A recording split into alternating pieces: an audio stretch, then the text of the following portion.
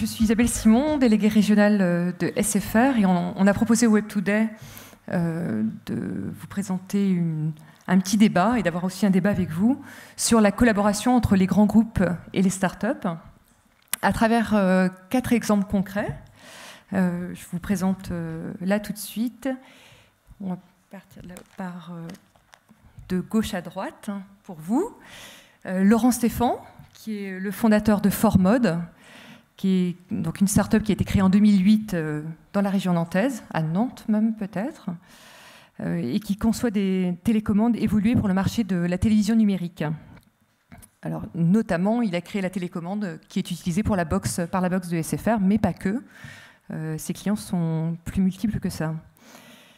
Ce qu'on peut dire quand même de ForMode d'entrée de jeu, je les présente pour qu'on puisse aller directement au débat ensuite, c'est que c'est l'une des 4 entreprises déjà sur ce créneau en Europe, aux côtés de Philips, Universal Electronics et Ruido.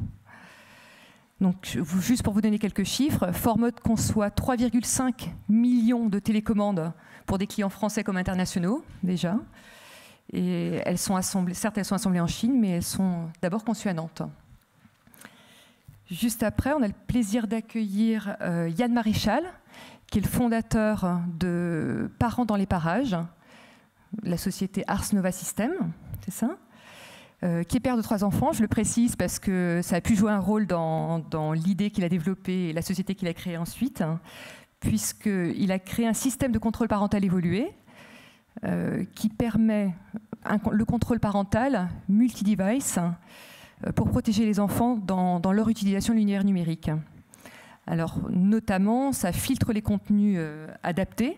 Il y a un filtrage Internet, mais aussi il y a une possibilité de maîtrise du temps de l'utilisation de l'enfant afin de lutter contre l'addiction. Par ailleurs, cette année, Laurent et Parents dans les parages ont été primés lauréats SFR Jeune Talent Startup. Il y a une vingtaine de startups qui ont été primées dans ce concours cette année et on a le plaisir d'en avoir une à Nantes. On en est ravis. Juste après, je vous présente Éric Bibolet, qui est fondateur de la société WizTV, qui a été créée en 2007, toujours dans le coin, à Carquefou exactement, et qui en fait édite des solutions d'application vidéo multi-écran pour les plateformes de VOD, de Catch-up TV et de TV Corporate. Donc il s'adresse aussi bien aux agrégateurs de catalogues vidéo qu'aux chaînes de télévision, qu'aux opérateurs comme SFR, mais bien d'autres aussi, et aussi aux constructeurs de télévision et de consoles de jeux. J'avais eu la chance à l'époque et l'honneur de le présenter en fait au directeur de l'innovation des SFR, et il nous dira tout à l'heure si c'était une bonne idée ou avec un peu de recul, une pas si bonne que ça. La 4e personne qui a répondu à notre invitation, c'est David Godest, qui est le fondateur d'une start-up basée à Rennes qui s'appelle Domaine Technologies, qui travaillait avant dans une filiale du groupe Orange, puis après dans le groupe Yves Rocher, et qui a créé sa propre start-up, sa propre entreprise en 2007. En 2011, pardon.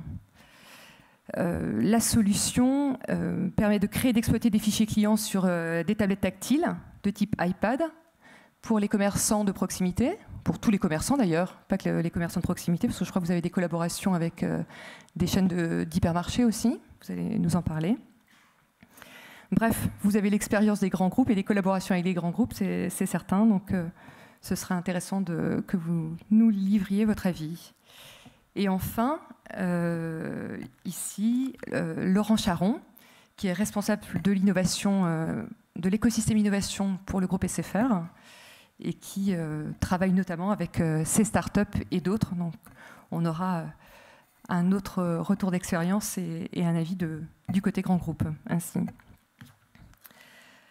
Ces présentations faites, je vous propose de rentrer tout de suite dans le vif du sujet et de vous demander peut-être à vous, Laurent, mais à chacun d'entre vous, de nous dire d'abord quelle collaboration concrète vous avez avec des grands groupes, le nôtre comme d'autres, et puis ce que cela vous a apporté tout simplement. Merci. Alors, en termes de collaboration avec les grands groupes, évidemment, moi j'en ai beaucoup puisque ce sont mes clients. Donc tous mes clients sont des grands groupes. Il y a peu de petites sociétés à part nous, qui sommes donc souvent des fournisseurs.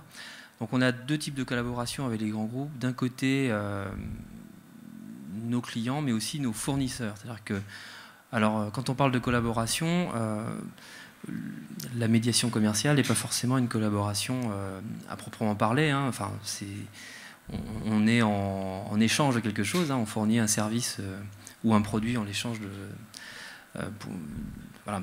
Mais les collaborations les plus intéressantes sont, enfin, quand on parle de l'aide qu'on peut avoir des grands groupes, c'est surtout quand on génère un intérêt pour un grand groupe. Alors l'intérêt que je vais citer un exemple, hein, ce qu'on fait par exemple avec Technicolor, qui est un fabricant de décodeurs. On a beaucoup de collaborations avec eux, mais on en a parce qu'on va les aider à développer des champs qu'eux ne vont pas aller ouvrir eux-mêmes. Alors ça va se faire sous plusieurs formes, soit au travers de projets collaboratifs, des projets de recherche.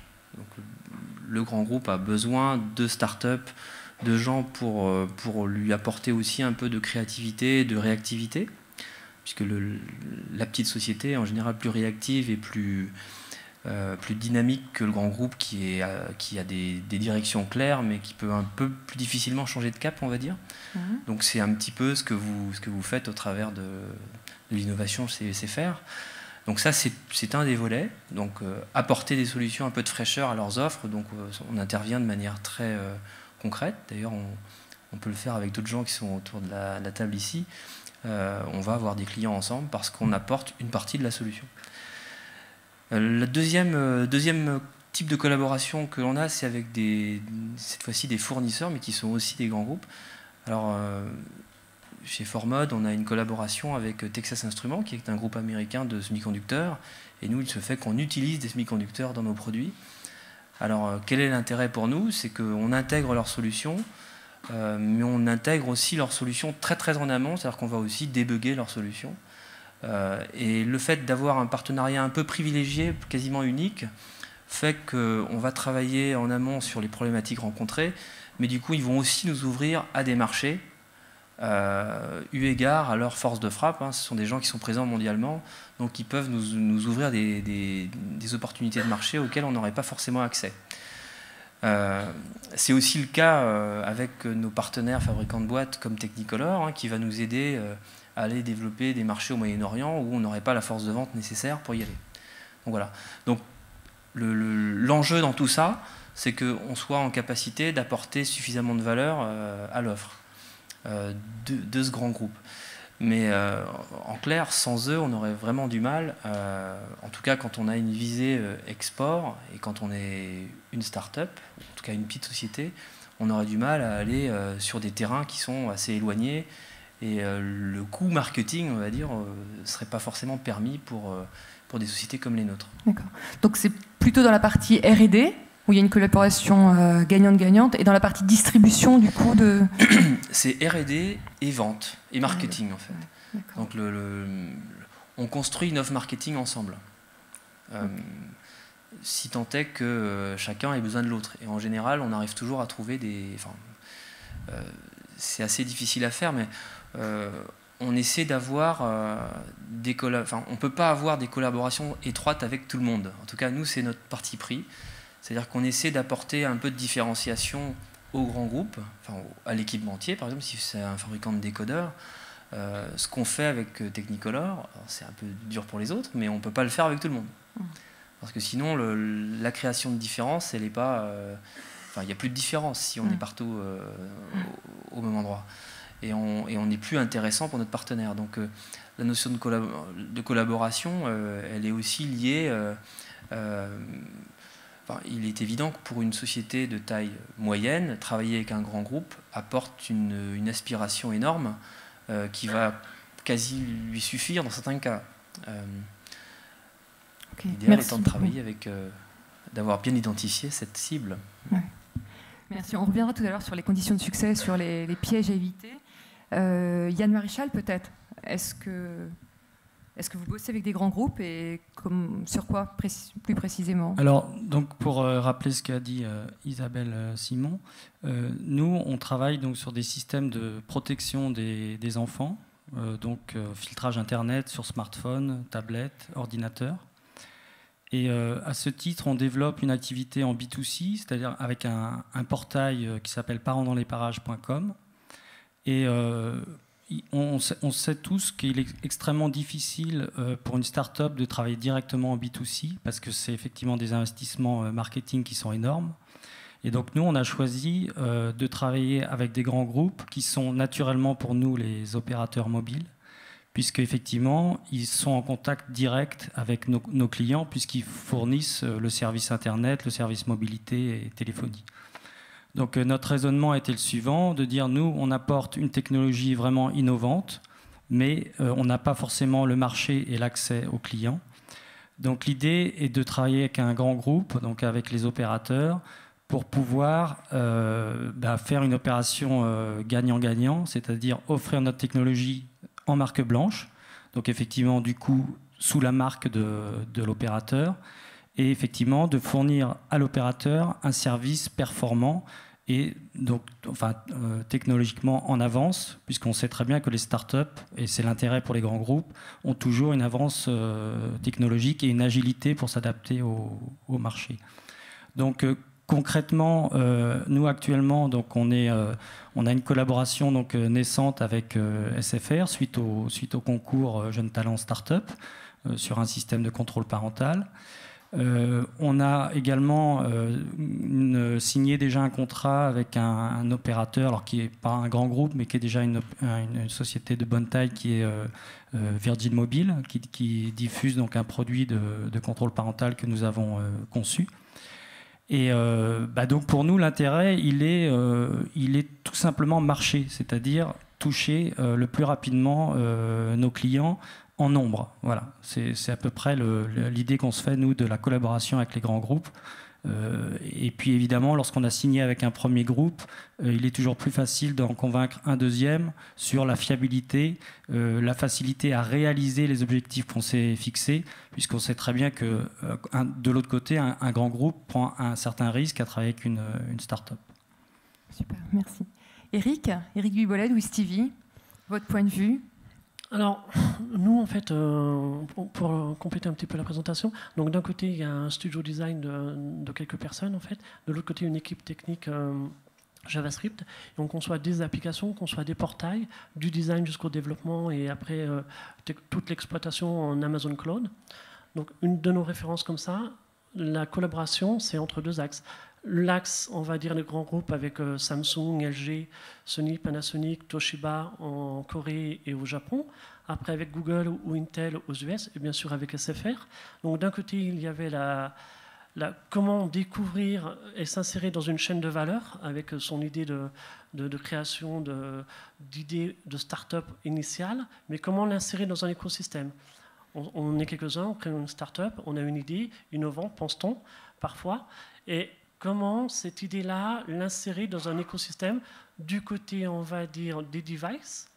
Là, on a parlé des télés, des tablettes ou des smartphones. Et de l'autre côté, comment lui procurer une valeur financière au travers de partenaires qui ont un réseau de distribution, qui peut être un réseau de distribution en fait en B2C ou en B2B, pour toucher les deux catégories de clients.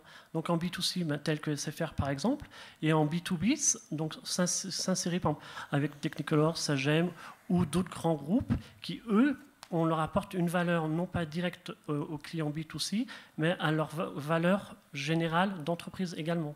Et du coup, toute la force commerciale se met en œuvre en fait de ces grands groupes-là pour vendre et associer notre valeur à la leur.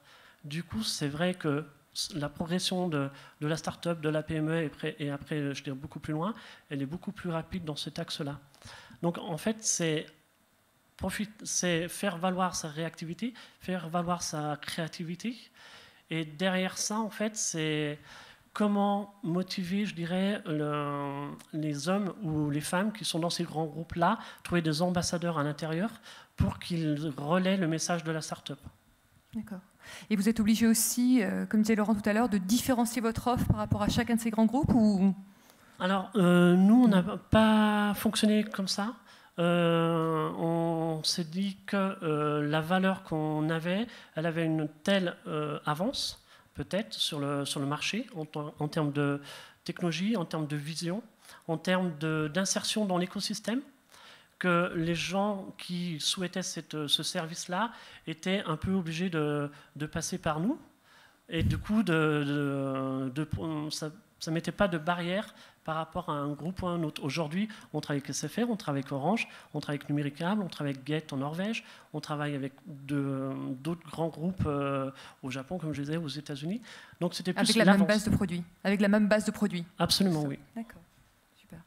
David, donc fondateur de Domaine Technologie, comment vous voyez-vous cette collaboration avec des grands groupes? Est-ce que vous la pratiquez et sur quel domaine? Bonjour. Moi j'ai créé l'entreprise il y a un peu plus de 2 ans maintenant, après avoir passé plusieurs années dans des grands groupes justement. Alors pourquoi je l'ai créé? Tout simplement parce que le groupe dans lequel j'étais, groupe breton Yves Rocher, donc je suis à Nantes aussi, mais je ne sais pas aujourd'hui si on est voisins ou pas, mais enfin bref. En l'occurrence, un de mes premiers clients qui a fait accélérer les choses est nantais, donc c'est un magasin Leclerc qui n'est pas très loin d'ici, qui est à Tout-Sud. Alors pourquoi j'ai quitté cette société qui est une très belle réussite au niveau international? Tout simplement parce que ce que je voulais mettre en place en interne, c'était pas possible. Parce que délai trop long, parce que prise de décision compliquée, etc. Donc en fait, plutôt que de le faire en interne, j'ai décidé de créer l'entreprise. Qui fait quelque chose de relativement simple, finalement, c'est du marketing digital local. Qu'est-ce que ça signifie? Ça veut dire qu'en fait, aujourd'hui, chaque commerçant peut se mettre en lien direct avec ses clients, ses consommateurs, en proximité, que ce soit des commerçants ambulants sur un marché, jusqu'aux grands distributeurs ou très grands distributeurs avec un hypermarché. Et il se trouve que l'idée de base était de se dire, finalement, la puissance marketing des grands groupes, comme celui dans lequel j'ai travaillé pendant plusieurs années, Yves Rocher, était tout à fait accessible désormais à travers le digital aux plus petits commerçants, voire aux indépendants. Alors ça, c'était un peu l'idée de base. Il se trouve que la réalité commerciale fait que souvent, c'est quand même les plus gros qui ont les capacités, financières, et 2, organisationnels, à mettre en place des solutions innovantes, pas forcément en interne justement, mais en externe. Et donc il se trouve qu'on a rencontré assez rapidement un magasin nantais, Leclerc, qui est, je crois qu'ils vont dépasser Carrefour cette année, donc on peut dire vive l'Ouest, même si Carrefour est un de mes clients. Mais en l'occurrence, ils ont perçu le fait que la relation qu'ils allaient devoir mettre en place avec leurs clients allait changer, ou devait changer, pour qu'ils arrêtent peut-être de faire de la communication de masse pour faire de la communication de proximité. Et donc il se trouve qu'aujourd'hui, on est une jeune entreprise, donc on a 2 ans, c'est 25 personnes, basées à Rennes, et puis on a une antenne à Bordeaux, et puis on a une nouvelle personne qui vient d'arriver sur Nantes. Notre objectif, il est relativement simple, comme je vous le disais tout à l'heure, démocratiser un petit peu l'accès à la communication et au marketing digital. Mais il se trouve que notre environnement fait que nos clients sont des grands groupes. Donc aujourd'hui, c'est principalement la grande distribution française, donc Auchan, Leclerc, Système U et d'autres. Nos fournisseurs sont principalement des grands groupes aussi, puisque les tablettes numériques qu'on installe dans les magasins sont des iPads ou des tablettes qui sont fabriquées en Chine par des grands constructeurs. SFR est un de nos fournisseurs, pas encore client, mais fournisseur aujourd'hui, puisque c'est eux qui nous fournissent toute la connectivité 3G. Et puis, je rajouterais que mes concurrents aujourd'hui sont des grands groupes, puisque il s'agit de Page Jaune, il s'agit de Spire, il s'agit de la presse, donc le groupe Ouest France, Presse Océan ici, Ouest France un peu plus haut. Donc mon environnement est fait de grands groupes. Alors, si j'ai un message à faire passer aujourd'hui, pour qu'il soit relativement simple, si vous avez une idée à retenir de mon intervention, c'est plutôt celle-là. C'est de se dire que, quand on est petit, on est souvent plus rapide, plus agile. Souvent, sur des secteurs spécifiques, on est plus compétent. Il ne faut pas avoir peur de se le dire aujourd'hui, parce que des grands groupes, pour les avoir connus en interne, c'est un peu plus compliqué, il y a plus de décisionnaires, c'est plus politique, etc. Et donc la capacité à innover existe, mais elle est plus compliquée à mettre en œuvre. Donc il ne faut vraiment pas avoir peur de se frotter aux grands groupes, même quand on est petit, pour aller voir des fournisseurs. On peut toujours se poser la question, mais si je vais les voir, qu'est-ce qui va se passer? Est-ce qu'ils vont avoir envie de faire la même chose que moi? Bon, le risque aujourd'hui, je peux vous dire, il est quasiment nul. Il n'est pas absolument de zéro, mais il est proche de zéro. La deuxième chose, c'est au niveau des clients. Finalement, on peut toujours se poser la question, on va avoir un client, mais il ne va pas être assuré de travailler avec une petite entreprise, il va plutôt aller voir ses fournisseurs classiques, etc. Ces fournisseurs classiques, c'est exactement ce que je viens de dire, ils ne sont pas aussi réactifs, pas aussi pertinents souvent. Et donc, il n'est pas du tout impossible de gagner des marchés face à des gros acteurs, et c'est le cas pour nous. Et puis la troisième chose, c'est les concurrents. Finalement, sur un marché, vous pouvez avoir des acteurs qui sont déjà positionnés, mais vous pouvez vous frotter à eux aussi, parce que de toute façon, leur activité sur le terrain ne sera pas la même que celle des startups. Et donc, au final, on peut aussi prendre des parts de marché. Et puis, même parfois, pour certains, parce qu'ils ont des structures de coûts, etc., qui ne sont absolument pas les mêmes que celles d'une startup, être avec une offre plus intéressante, beaucoup moins coûteuse, et puis apporter un service plus large. Voilà. Donc aujourd'hui, être une start-up, c'est extrêmement intéressant à tous les niveaux, et travailler avec des grands groupes, c'est pas du tout impossible. Et si j'ai un message peut-être complémentaire à faire passer, c'est que aujourd'hui, moi personnellement, j'espère que c'est pas qu'une conviction, j'espère que c'est une réalité, que les choses changent, que les grands groupes se rendent compte que l'innovation ou l'apport extérieur est intéressant, que les startups, c'est pas que des petites entreprises, des électrons libres qui sont un peu compliquées à gérer, etc., mais qu'elles peuvent apporter des choses. Donc moi, c'est un message un peu d'espoir, un positif, c'est de se dire que les grands groupes, s'ils veulent survivre ou continuer à accélérer leur croissance, ils ont besoin des petites entreprises, ils ont besoin des startups, il faut qu'ils les favorisent. Et je dirais que SFR aujourd'hui en est un exemple. Certains de mes clients, Auchan ou d'autres, ou Leclerc, en sont aussi. C'est l'écosystème qui fera que globalement les choses se développeront. Voilà. Merci beaucoup. Laurent, est-ce que, responsable de l'écosystème innovation, je sais pas, est-ce que tu confirmes qu'on a besoin des startups, nous? Alors, je pense qu'on en a besoin. Alors, j'avais préparé quelques transparents, c'est pas grave, s'ils ne sont pas là, je vais jouer le même jeu que tous mes camarades ici, et je vais essayer de me tenir aussi à 5 minutes. Oui, on en a besoin, et la démarche d'Open Innovation qu'on a mise en place il y a quelques années déjà chez SFR repose sur ce principe-là.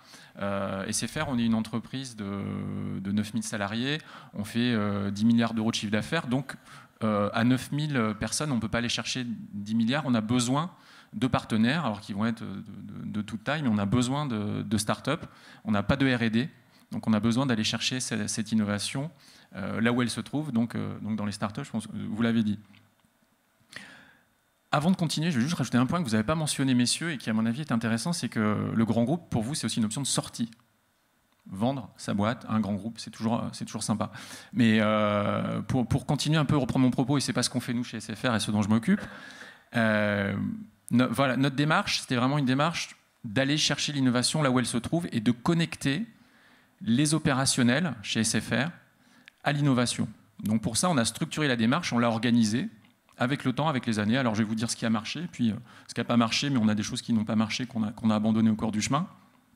Donc aujourd'hui, notre dispositif d'Open Innovation, il repose sur trois pieds. Le premier, dans le temps, c'est un fonds d'investissement qui nous a permis de prendre des participations dans des sociétés. Et bien souvent, ça nous a permis de gagner aussi de l'avance concurrentielle. Ces sociétés technologiques comme WizTV, qui fait partie de notre portefeuille d'investissement, nous ont permis de gagner 1 ou 2 ans d'avance sur nos concurrents. On a pu investir un nouveau marché grâce à la motorisation des startups. Donc ça, c'est SFR Développement, notre fonds d'investissement. On a créé aussi l'atelier SFR. L'atelier SFR, c'est une plateforme de test et de co-création qui là met en relation nos opérationnels et nos produits avec une communauté de clients. Donc ça, c'est aussi important, c'est aller parler aux clients, à nos futurs clients, nos futurs utilisateurs, essayer de leur demander leur avis avant de lancer un produit dans une phase de pré-lancement. Et il se trouve que cette valeur, cet asset, l'atelier SFR, on en fait aussi profiter nos startups partenaires, parce que c'est quelque chose auquel elles n'ont pas forcément accès. En ce moment, là, on a un test dans l'atelier SFR avec Parents dans les parages, avec les équipes de Yann.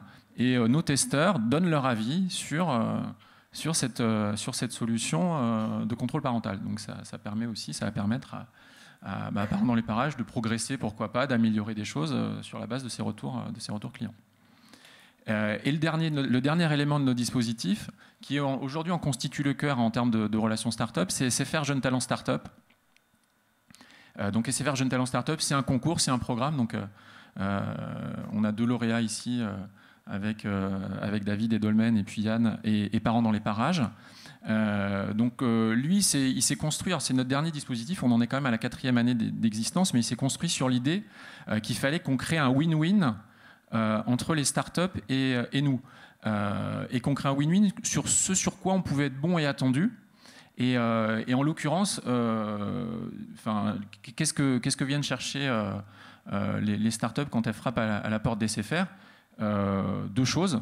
Notre argent, donc elles veulent un contrat, elles veulent qu'on leur achète une prestation, et puis elles veulent pouvoir mettre le logo des SFR sur leur fiche client pour aller chercher d'autres clients ou pour aller lever des fonds. Et nous, qu'est-ce qu'on va rechercher? On va rechercher l'innovation qu'elles vont nous apporter. Et finalement, SFR Jeunes Talents Startup, il s'est construit sur cette idée-là, qu'on pouvait, dans une démarche plutôt goodwill, c'est-à-dire qu'on n'a pas de contractualisation, de façon contractualisation compliquée, en tout cas, elles viennent après quand la collaboration se met en place, mais essayer de rechercher ensemble comment la startup va pouvoir apporter de l'innovation à SFR et comment SFR va pouvoir apporter du crédit, du budget à la startup. Et au final, ça marche plutôt bien.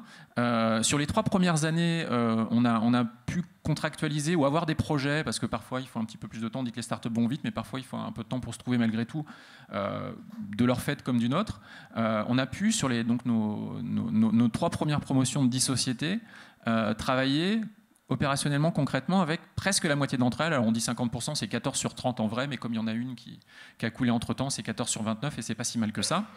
Et cette année, comme on était très satisfait du dispositif, on a dit faisons mieux, on va faire 20 startups, on a tenté le banco, on double, et on a déjà des expérimentations en cours avec Parents dans les parages, on a déjà des contrats signés. Il y a une des sociétés qui a signé un contrat pour 200 000 € avec SFR, donc c'est quand même pas rien sur le chiffre d'affaires de l'année. On en a une autre qui nous a apporté du business. Donc ça, c'est super sympa. Donc on va là, on est dans un modèle un peu différent, un peu assez proche finalement de celui de David, qui va adresser un marché de niche que nous, on ne sait pas adresser tout seul, mais qui va avoir besoin de nos solutions pour adresser ce marché. Donc on va essayer de définir avec eux des conditions favorables, tarifaires, de partenariat, de visibilité, d'accompagnement pendant les démarches commerciales, de crédibilité. Ça a été dit aussi. Avoir SFR derrière soi, ça peut être un bon argument pour vendre à des clients. Donc voilà, on essaye de mettre en place des collaborations qui ne sont pas nécessairement prédéterminées, précadrées, mais dont on veut qu'elles apportent de la valeur à la start-up et de l'innovation à SFR. C'est vraiment ce win-win-là qu'on recherche. Laurent, tout à l'heure, tu as évoqué le fait qu'il y a aussi des choses qui ne marchent pas. Et je vous poserai la question à vous aussi, messieurs. Est-ce que tu peux nous donner des exemples de collaboration, ou de raisons pour lesquelles une collaboration pourrait ne pas fonctionner ? Je crois qu'il n'y a pas de recette. Enfin, moi, j'ai pas trouvé encore la recette magique. Il y a parfois des collaborations qui se mettent en place tout de suite. Il y a une des sociétés là, du programme Jeunes Talents de l'année dernière. On l'a présenté 3 fois à 3 équipes différentes. Ils ont signé tout de suite les 3 contrats. On a arrêté parce qu'il fallait qu'ils délivrent. Mais là, c'est allé super vite. Et il y en a une autre. On l'avait rentré dans le programme il y a 2 ans. Et là, on est en train de commencer à répondre ensemble à un appel d'offres. Je sais pas dire honnêtement ce qui fait que ça a mis autant de temps, alors que on y croyait nous, et les équipes opérationnelles aussi qui avaient choisi la start-up. C'est pas un seul fait. Dans notre programme dans notre concours, c'est pas les équipes innovation qui choisissent, c'est vraiment les opérationnels qui choisissent les startups avec qui ils ont envie de travailler. Nous, on est là pour les aider, pour fluidifier la relation, faire le business développement des sociétés dans la maison. Mais il n'y a pas de recette magique, il y a juste peut-être du temps, des échanges, essayer de se comprendre, essayer de réfléchir ensemble et de trouver ensemble des axes de collaboration. Et puis, essayer de chacun de faire un pas vers l'autre. Ça, c'est ce qui peut marcher. Si on veut pas faire, si SFR refuse de faire un pas vers la startup, ça ne marchera pas. Mais la réciproque est vraie également. Mais ça a été dit aussi. Je pense qu'il faut essayer d'échanger, de se parler. D'accord. Et si on le fait pas, ça marchera pas. Messieurs, piège à éviter dans ces collaborations ou écueil ou piège à éviter d'après vous?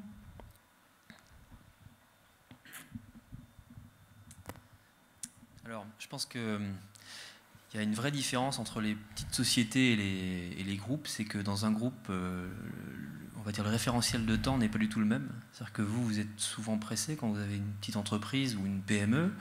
Enfin, une PME, c'est autre chose. C'est notre cas. Aujourd'hui, on n'est plus, on est passé le stade de la start-up et ça va un petit peu mieux. Mais dans tous les cas, la notion de temps est importante et l'inertie d'un grand groupe n'est pas du tout la même que la réactivité et l'immédiateté d'une petite société. Donc ça, c'est le premier point. Donc il ne faut pas être pressé. Alors c'est vrai que dans certains cas, ça peut marcher vite parce qu'on anticipe bien son marché, on connaît bien les besoins et on sait bien ce qui va faire qu'on vous prend vous plutôt que quelqu'un qui est déjà en place et qui est sécurisant. Parce que la grande difficulté, c'est que quand vous arrivez face à des grands groupes, des grosses sociétés, d'une part, on vous attend pas forcément et tout l'écosystème, tout l'encadrement qui est en place a probablement déjà des solutions qui sont très sécurisantes et il y a zéro risque.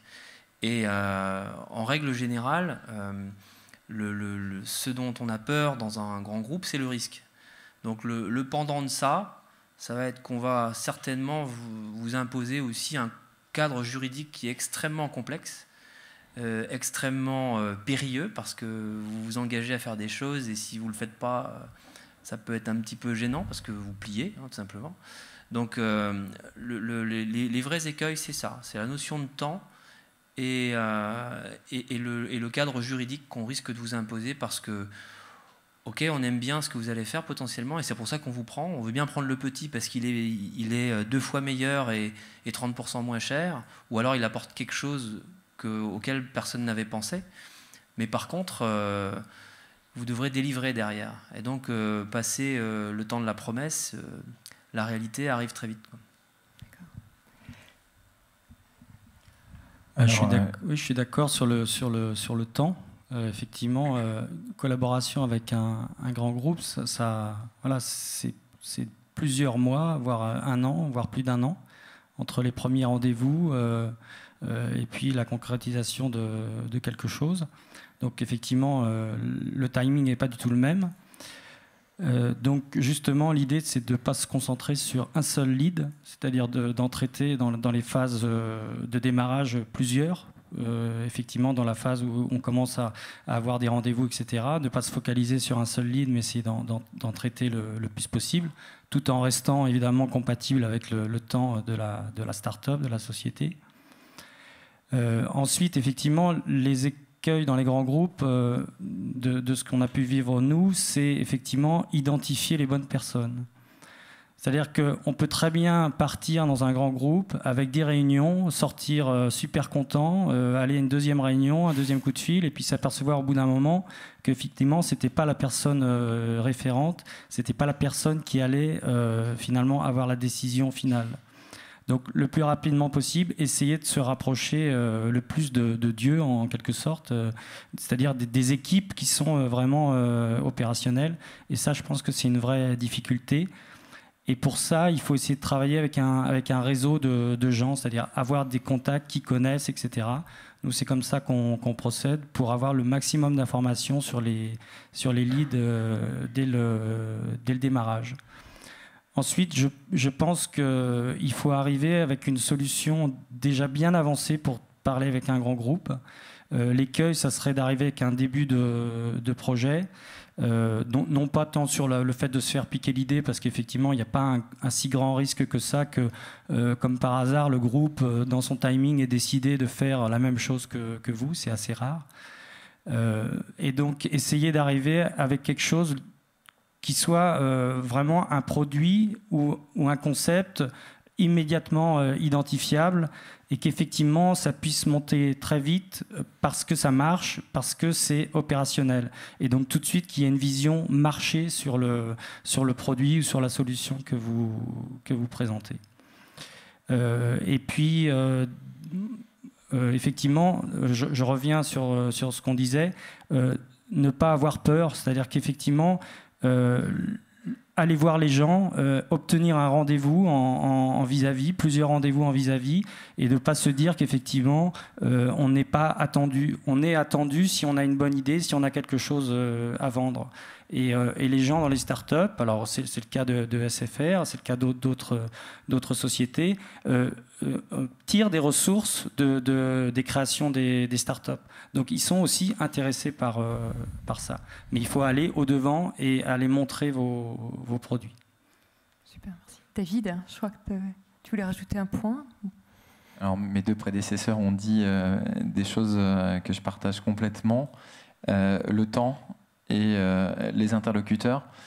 Moi, si j'avais un élément à rajouter, c'est que aujourd'hui, il y a les opérationnels et ces personnes qui sont sur le terrain ont souvent beaucoup de poids par rapport aux directions, c'est-à-dire qu'ils sont confrontés au quotidien à des problématiques marché ou des problématiques de fonctionnement, et c'est ces gens-là qu'il faut convaincre en premier lieu que vous avez une solution qui peut leur apporter véritablement quelque chose au quotidien. Et puis, bien entendu, essayer rapidement de rencontrer des personnes qui sont véritablement en capacité de prendre des décisions. La réunionnite avec le temps justement qui se rallonge pendant des mois, voire plus, c'est assez classique et c'est normal, puisque quand on a des fonctions support ou intermédiaires, on est là aussi pour ça, pour prendre des informations, pour les compiler, faire des synthèses et les remonter. Mais quand on est une start-up, on n'a pas le temps. Et donc, il est nécessaire, de convaincre les gens qui sont sur le terrain au quotidien, et de faire briller une petite lumière dans l'œil d'un des décideurs. Donc aujourd'hui, nous, c'est notre stratégie, clairement. On fait des produits et des solutions pour le local, donc on commence en bas, et puis on essaye de rencontrer les dirigeants. Voilà. Eric, peut-être ? Non. En fait, je pense que beaucoup de choses ont été dites déjà, mais c'est vrai que je pense qu'il ne faut pas se dire qu'on est trop petit ou on va tout le temps tomber sur la mauvaise personne ou ça va prendre beaucoup de temps. Je pense qu'il faut y aller vers les uns, vers les autres, se dire qu'on a une valeur telle que dans la réactivité, le temps réactif que la start-up a, ça peut être de même auprès du grand groupe. C'est-à-dire que si on arrive avec une bonne idée, il faut qu'ils aient le sentiment que la start-up peut prendre cette valeur-là d'une manière immédiate sur le marché. Donc c'est un peu un discours qui peut être parfois difficile, mais il faut qu'ils aient le sentiment qu'avec cette collaboration, ils vont capter un marché immédiatement. Et après, ce sentiment-là, il faut le partager avec plusieurs grands groupes et qui, du coup, il y a une émulsion qui se fait au travers de groupes qui sont assez gros, mais qui sont proches en termes d'observation de qu'est-ce qui est en train de se passer. Et s'il y a un sentiment qui a une pépite à un endroit avec une idée qui peut capter une valeur et que plusieurs personnes dans plusieurs groupes le pensent, la chose peut devenir concrète à ce moment-là. Et puis après, le deuxième écueil, quand un groupe y croit, il faut que la start-up soit en mesure, en fait, de réaliser sa promesse, comme le disait Laurent. C'est-à-dire que la réaliser techniquement. Donc, pour pouvoir la réaliser techniquement, c'est vrai que quand on va avoir les grands groupes, il faut qu'elles aient une certaine maturité technologique et produit. Et ensuite, en termes de management, et c'est souvent là où il y a des écueils dans cette spirale peut-être du succès, si on peut dire ça comme ça, c'est qu'en termes de management, la start-up se dit parfois, oui, on est une dizaine de techniques ou une vingtaine, etc. Du coup, le produit et l'attraction du service va faire tout seul le travail. Et quand on discute avec un grand groupe, eh bien, malgré tout, il y a une nécessité à produire de la documentation, à produire des réunions.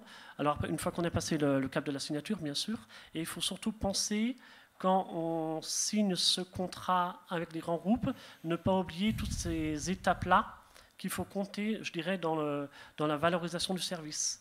Parce que parfois, on a l'impression en tant que start-up que tout est très simple. C'est-à-dire qu'on pose le produit, il va être aspiré, et puis on voit que la partie qu'on avait vécue technologiquement. Donc ne pas oublier cette partie-là. Et puis ensuite, ne pas avoir peur de se dire que autant Google, Intel, SFR, Orange, Free ou d'autres, ils ont réellement un avantage. Souvent, la barrière, elle est plus en soi que vis-à-vis de l'interlocuteur. Et une fois qu'on arrive à convaincre nos interlocuteurs réciproques dans plusieurs grands groupes, comme je disais initialement, nous, par exemple, si on prend l'exemple de Toshiba, aujourd'hui, si vous achetez une télé Toshiba, une tablette Toshiba aux USA, au Japon, en Australie, en Europe, eh bien, toute l'interface de la télé, du portail, a été réalisée par WizTV. Tout le développement a été réalisé par les équipes WizTV et toute la mise en opérationnel et la maintenance au quotidien de ce portail-là est fait par les équipes de WizTV.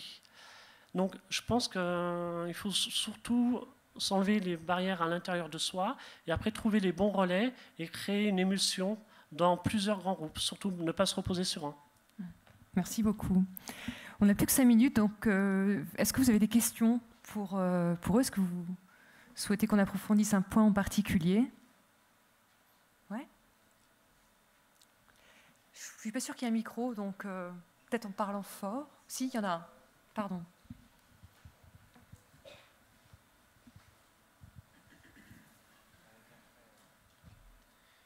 Donc bonjour. Est-ce que le fait de collaborer avec un grand groupe, ils vont forcément nous proposer à chaque fois d'avoir des parts dans l'entreprise?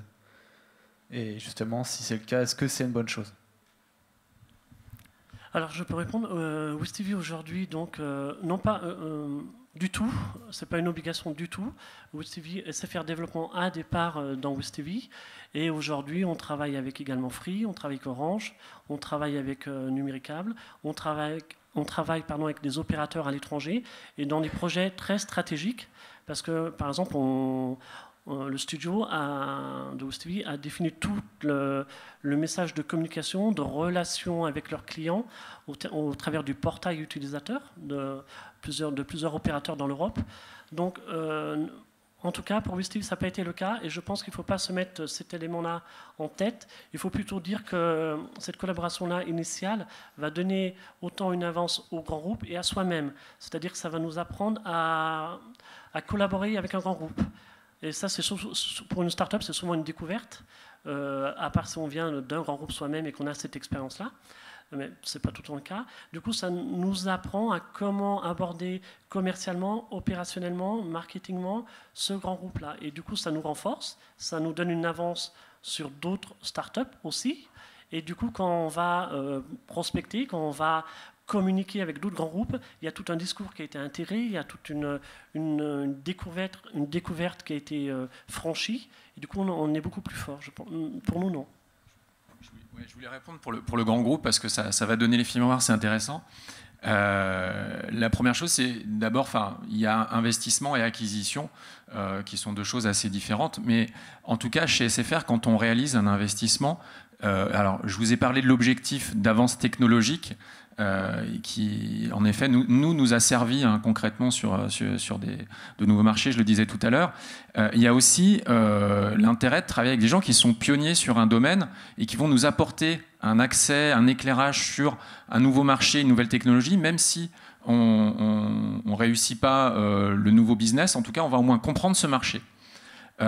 Mais ce n'est pas un chemin systématique et heureusement, avec SFR Développement, on a investi dans 22 sociétés, on a échangé avec beaucoup plus de startups et on a fait des contrats avec beaucoup plus de startups que ces 22 ces dernières années, évidemment. Mais je pense qu'il ne faut pas investir tout de suite en tout cas, mais d'abord il faut apprendre à se connaître et puis après se dire est-ce que l'investissement c'est une bonne chose pour faire grandir notre collaboration, parce qu'on pense que voilà, pour vous comme pour nous ça va faire du sens, mais en aucun cas, et je pense que la réponse était quand même de votre question, mais en aucun cas ça doit être systématique, évidemment. Mais ça peut être un chemin super intéressant dans certains cas de figure. Avec WizTV, ça nous avait semblé tout à fait indiqué. Parce que oui, le risque justement qu'il demande une exclusivité. Alors, je pense que Eric l'a dit, on est investisseur dans WizTV, on n'a jamais demandé d'exclusivité. En tant qu'investisseur, au contraire, on a tout intérêt à ce que la société gagne le plus d'argent possible. Moi, je suis très content quand Eric me dit qu'il a signé un contrat avec Free. C'est génial. Ça veut dire que mon investissement va me rapporter de l'argent.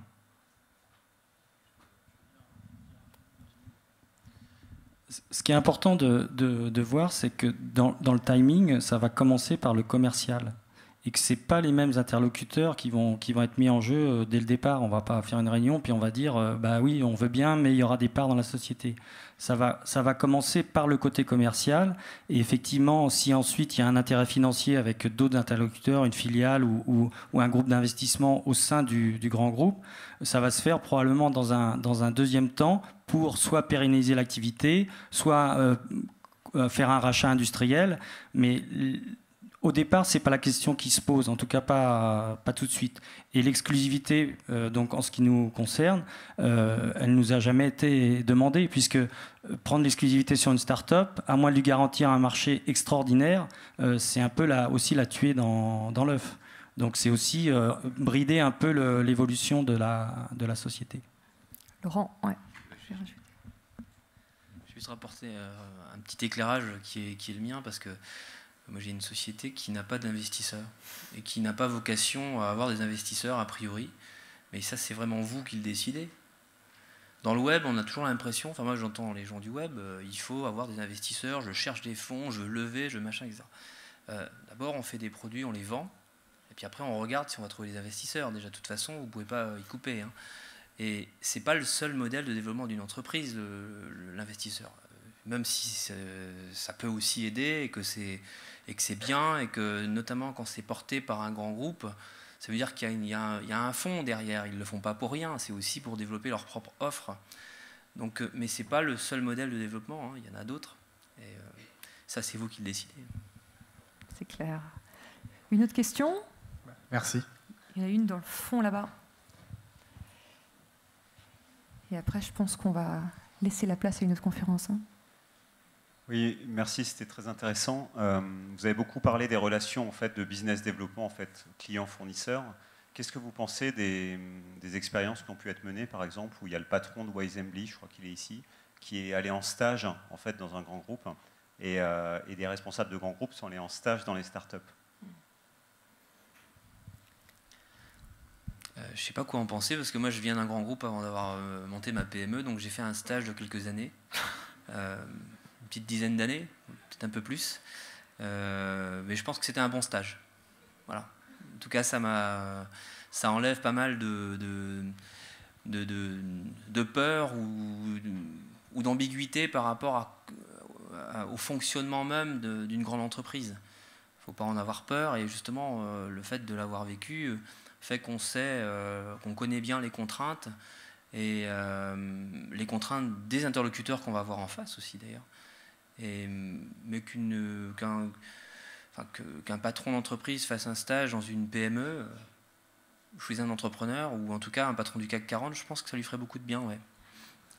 On entend parler d'ailleurs dans les grands groupes de plus en plus aussi. Alors, moi, je suis preneur. Hein, si le patron de Google ou de Facebook veut venir, on va lui trouver un petit bureau sympa, et je pense que ça serait très enrichissant. Et si je peux aller faire un stage chez eux, mais dans le top management, voir comment ça se passe, ça m'intéresserait aussi. Donc, je trouverais ça très intéressant. Ouais. Moi, je vais juste rajouter un petit point sur justement la relation entre petit entrepreneur que je suis et intrapreneurs qui peuvent exister dans les grands groupes. C'est-à-dire qu'il y a aussi des gens qui sont dans les grands groupes et qui ont un mode de fonctionnement qui se rapproche de l'entrepreneur, mais ils sont dans un grand groupe. Et pour le coup, quand vous arrivez à identifier en tant que petite entreprise ou start-up ce genre de profil, c'est extrêmement intéressant parce qu'en fait, vous avez un effet booster à l'intérieur et ces gens-là, ils vont s'approprier le projet et en fait, ils vont le pousser en interne. Donc là, ce qui est intéressant, oui, alors moi, je viens d'un grand groupe aussi ou plusieurs, mais si vous arrivez à en identifier, s'il y en a, il faut absolument les capter tout de suite. Et pour ma part, je pense trouver les moyens, celui que vous évoquiez ou d'autres, pour que les échanges, la culturation puissent se faire. Nous, chez SFR, on est dans un domaine qui bouge, enfin, c'est même hallucinant ce que ça bouge ces temps-ci, mais ça bouge beaucoup. Et l'agilité des startups peut nous être utile, peut être utile à tout le monde, nos dirigeants, mais les gens dans les équipes aussi. Hein, cette culture de la vitesse, du résultat, de la survie dont parlait Laurent tout à l'heure. Je pense qu'elle est intéressante à acquérir dans les grands groupes, sur l'industrie sur laquelle on est. Et de manière plus générale, moi j'ai l'occasion aussi de côtoyer beaucoup d'autres grands comptes de mes confrères homologues sur l'innovation, et je m'aperçois qu'en ce moment il y a un mouvement général des grands groupes vers les startups. Tout le monde crée son concours de start-up, son accélérateur, son incubateur, son fonds d'investissement. On sent en ce moment il y a un besoin des grands groupes d'aller vers les start-up qui apportent cette fraîcheur, cette innovation dont on a besoin aujourd'hui dans l'industrie. Merci beaucoup, vraiment. Et nous, on est ravis de bosser avec vous, en tout cas, réellement. Merci encore.